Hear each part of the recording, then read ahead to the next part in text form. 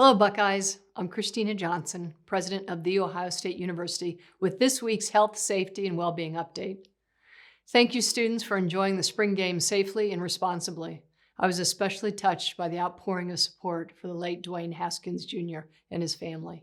He was a beloved son, brother, friend, and Buckeye forever. This Saturday, the Office of Student Life will hold its final neighborhood cleanup of the academic year in the central part of the University District. If you see these volunteers, please stop by and thank them, and even offer them a hand if you have a minute to help.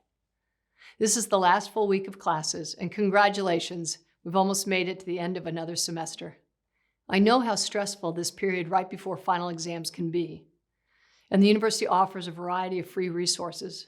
If you're crunched for time, you can use Let's Talk, the informal, confidential, and no appointment needed program hosted by the Office of Student Life's Counseling and Consultation Service.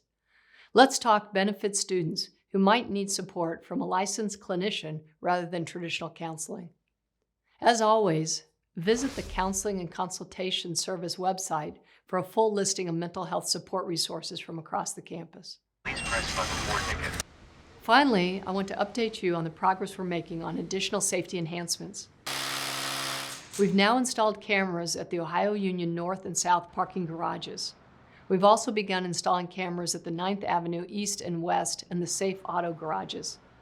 Next, we'll start placing cameras at all parking garages that serve the academic and medical center community and guests.